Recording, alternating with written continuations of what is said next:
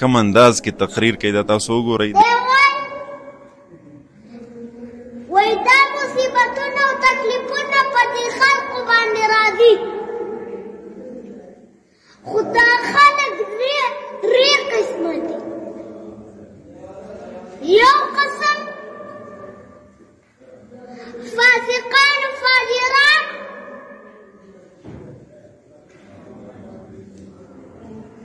بدکاران، او دریم قسم د الله دوستان اولیاء الله دي. فاسقان و فاجران و بدکار باندې چې دا مصیبت و مرګ راځي، دا د هغوی دپاره هلاکت و تباهي ده. ځکه دوی ته شیطان النفس دا وایي زه نن به خدای راجي کړم، سبا به یې راجي کړم، کال پس الله دې نه یو ناراض او مرګ راشي، دې تباه و برباد شي.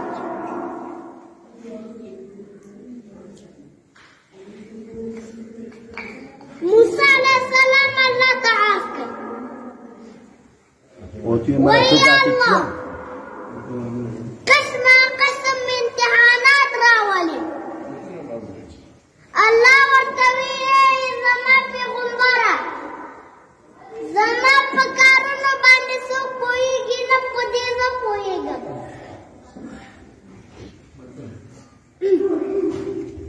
موسی علیه السلام ته عرض کړ،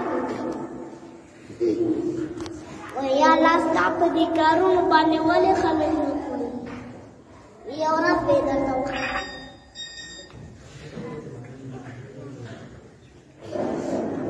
موسی علیه السلام په یو سفر روان دی،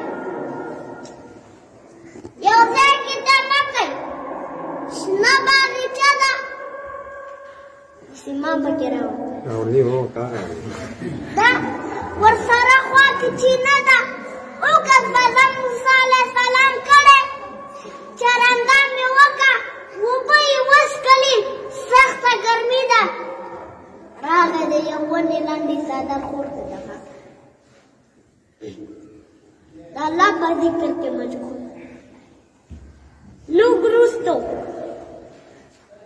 یو نوجوان راغی، آس باندې سور دی، توره ورسره ده، انتهایی په تیزۍ روان دی. چې ناڅاپه یې په چینه باندې نظر شه، د آس نه راښکته شه، زر یې اوبه وڅښلې، چې په جلسۍ سره آس ته خطا او د ژوند مې پیسې وغورځېدې.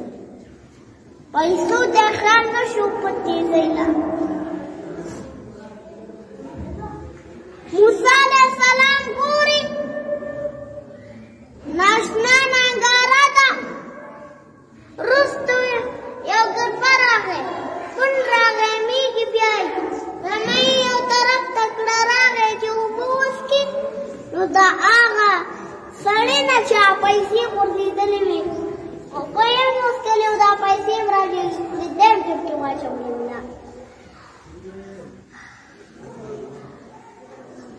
حرم معاذ بن جبل رضی الله تعالی عنه